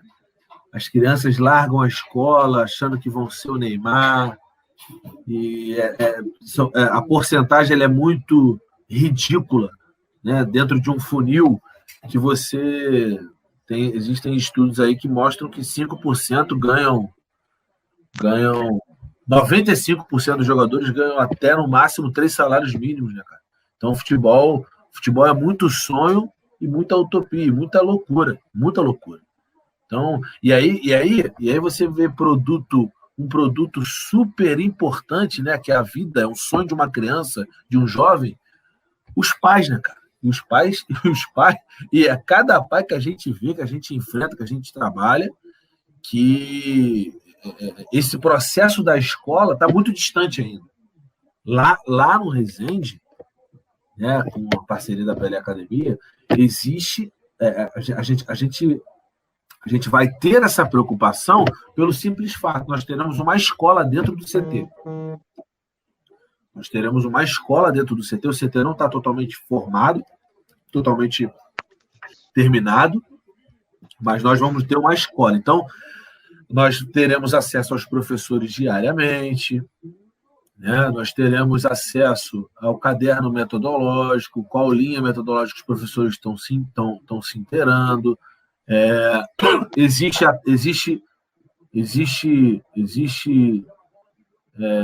na área pedagógica o aluno que é mais observador, desenvolve mais pelo visual, existe o cara que desenvolve mais ouvindo, né? Existe o cara que desenvolve mais você mostrando no caderno, fazendo um desenho. Então, existem diversas formas de você acessar esse atleta. E uma coisa que me chateia, que eu via muito na escola, e eu participei de conselho de classe, cara, e eu desejo que vocês nunca participem de conselho de classe. Não é que o conselho de classe seja ruim de tudo, mas eu acho que o meu foi muito ruim. Os que eu participei foram muito ruins. Porque, é ruim mesmo, é ruim. Porque a pergunta, o que era falado? Mas comigo fulano, os piores alunos de todo mundo eram os meus melhores alunos. E aí eu falava assim, gente, peraí, pessoal. Eu posso participar? Porque eu tinha pouca fala. Posso participar? Não, fala aí, fala, professor Jeffrey. Falava meu nome errado, Jeffrey, falava meu nome errado, enfim. Pode me chamar de professor. Jeffrey. Não, super por isso, cara. Culpa do meu pai e da minha mãe. Mas vamos lá.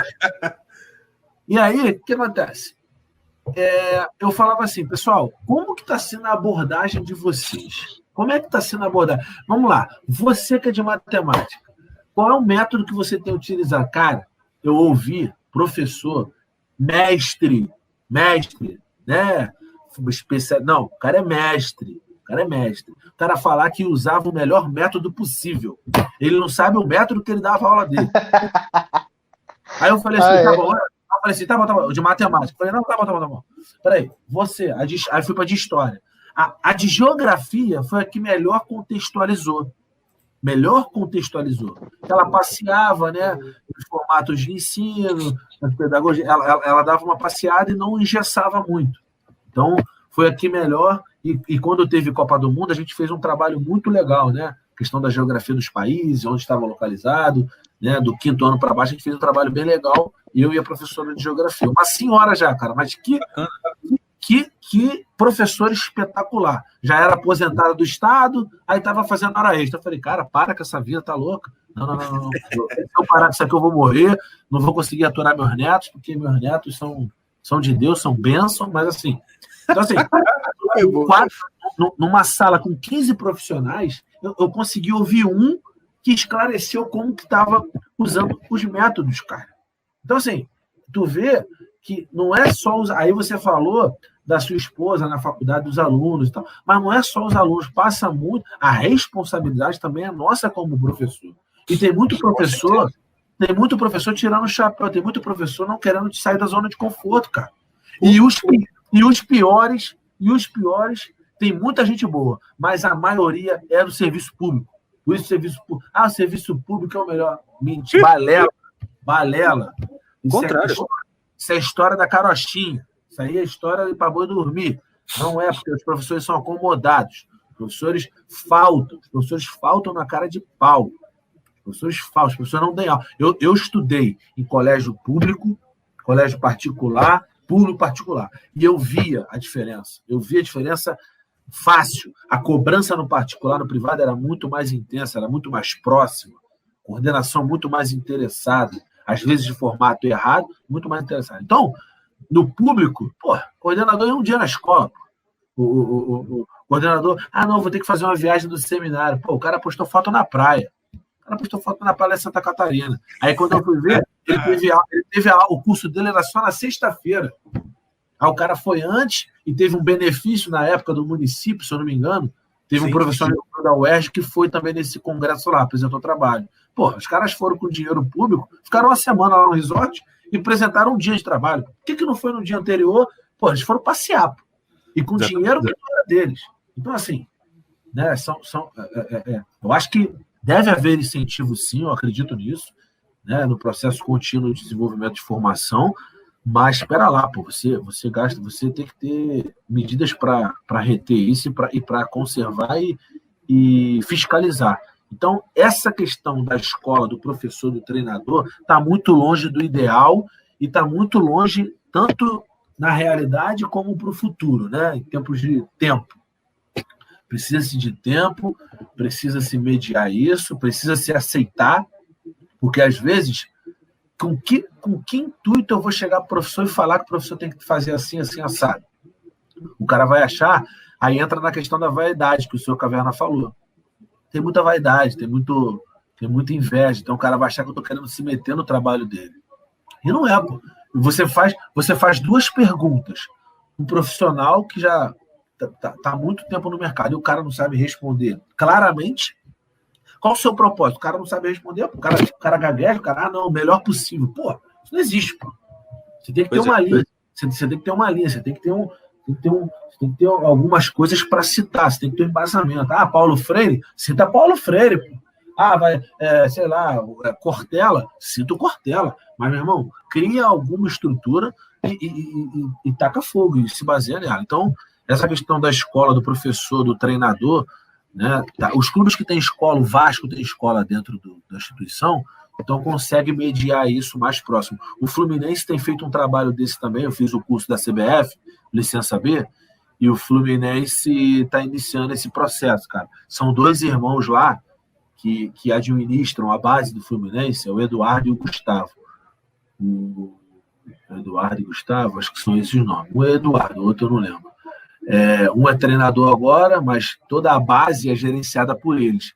E eles têm preocupado, principalmente nas categorias menores. 14 para baixo, os treinadores têm um dia na escola, participam de reuniões com orientação pedagógica, que o Fluminense tem um orientador pedagógico, tem assistente social também que frequenta tanto os familiares, são os familiares, e o contexto dos métodos que os professores utilizam. Então, assim, é o Fluminense, né, cara? Então, o Fluminense, quando o cara chega lá e fala Fluminense, tô vindo do Fluminense, querendo ou não, dar um baque. Então, a escola tem que se movimentar, porque senão, pô, os caras vão meter a boca, vão no conselho do que lá, vão nas ferramentas que a gente tem acesso aí para cobrar da escola. E são todas escolas públicas.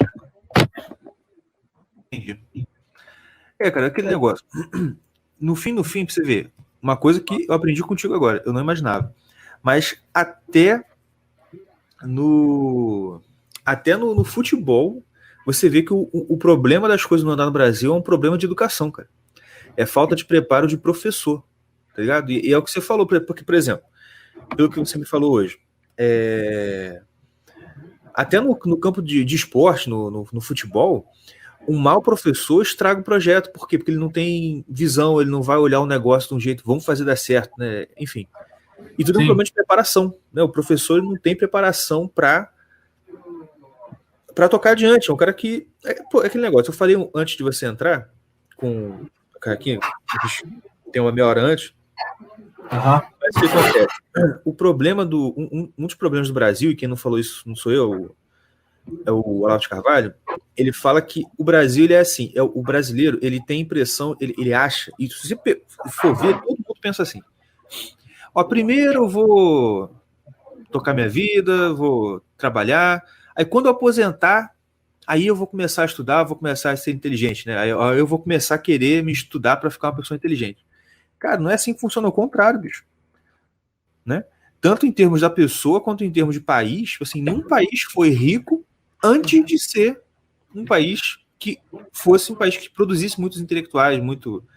Né? Sim. E a gente não... Cara, ninguém vai dar certo antes de estudar, porque para você dar certo, você tem que estudar, você tem que saber o que você vai fazer, você não pode ser burro, você tem que... Né? Perfeito. Só para te cortar e pegar esse gancho, os países desenvolvidos, cara, eles investem em pesquisa. E não é pesquisa... por que eu nasci homem e quero ser menina? Porra, não é pesquisa para isso, não. Com todo respeito, cara. Se você baixar aí o CNPq, se você entrar, você já deve saber. Mas, cara, tem umas pesquisas sem relevância nenhuma nesse país, cara. Pô, não se pesquisa para o desenvolvimento do país. Então, os países estão à frente, eles estão se desenvolvendo, cara, com pesquisas que vão trazer retorno pro país, né, para o crescimento do país. E no Brasil você vê muito pouco isso, e eu acho que a gente vai viver, morrer, nossos filhos, e vai demorar um pouco para essa temática mudar. É verdade. Muito bem. Acho que o papo tá bom. Acho que falou bastante, que foi muito maneiro, foi muito interessante. Obrigado, Jefferson, pela sua presença, pela sua participação, por ter entendido nosso pedido aí. E, para finalizar, você quer deixar aí alguma rede social sua para divulgação do seu trabalho e tudo mais? Cara, eu saí do Facebook é só decepção, é gente pedindo as coisas, as pessoas querem o bolo pronto, sem forno, sem a massa. As pessoas querem tudo pronto, cara. Então, o Facebook, o acesso ao Facebook, ele é mais permissivo do que o Instagram, do que outra ferramenta. O Twitter eu tenho, mas eu confesso para vocês, cara, que eu diminuí nos últimos 5 anos aí drasticamente a rede social. Preciso investir um pouco mais em mim, então isso toma muito tempo. Acho que quem trabalha com essas ferramentas, acho que é um caminho aí futurista. Acho que eu era muito reticente, né? Era muito, não, a distância. Quando eu comecei na faculdade, começou esse ensino à distância, bem precário. E tinha montinho, tinha abaixo-assinado para não ter. E eu fiz estatística à distância, para vocês terem uma noção. Fiz estatística à distância. Então, tipo, eu queria matar o professor. O professor tinha quase 100 anos, parecia The Walking Dead. Professor renomado, doutor, mas, a distância. O cara, coitado, não conseguia ficar de frente para a câmera. O cara ficava fora da câmera, não conseguia. Não tinha habilidade com o computador. E aí você, naquele meio ali, você fala, isso não vai dar certo. Então.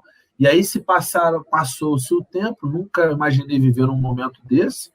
E você vê hoje desenvolvimento aí, né, interpessoal, intrapessoal e até de competências, né, técnicas de conhecimentos específicos pelas plataformas aí, e você vê a importância, né, da tecnologia. Então, acho que quem pensar fora da caixa vai ter um futuro promissor aí, né? A questão do podcast, essas questões da internet. Eu acho que eu tenho me preocupado com isso e confesso que eu tenho tido dificuldade de ter uma visão e criar algumas ferramentas para esse caminho. Mas eu tenho o Instagram, meu Instagram é o treinador Percy, aí tá minha cara lá, na foto, não tem erro, só tem eu, né, treinador Percy.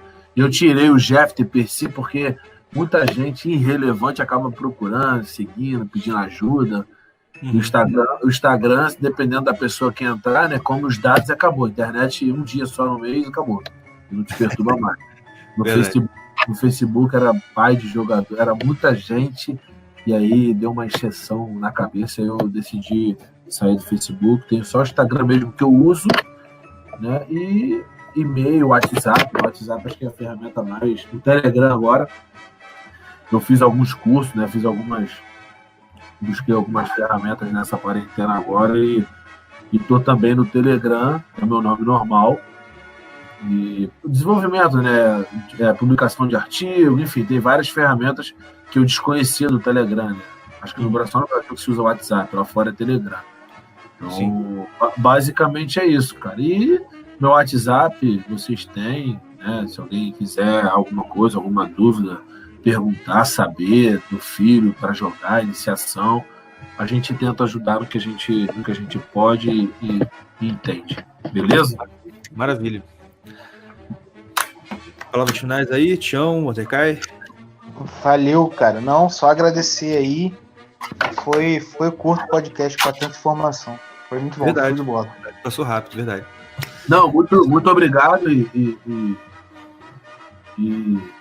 se tiver a oportunidade para uma próxima, eu gosto e sei responder quando eu não sei também, sei colocar, rapaziada, eu não vou poder ajudar agora porque precisa ter um aprofundamento maior. Não tem nenhuma vaidade nisso não, mas obrigado aí pelo convite e foi show de bola, tamo junto sempre. Maravilha, valeu, cara. Obrigado a todos que ouviram até aqui, obrigado produção que sempre nos ajuda muito aqui, a Shockwave Video, obrigado Shockwave pelo espaço cedido para nós, porque é muito bom aqui essa interação com o pessoal aqui no chat e a gente está podendo então fazer esse nosso programinha, tá certo? Gente, muito obrigado mais uma vez, um abraço, até a semana que vem, tchau, tchau. Valeu!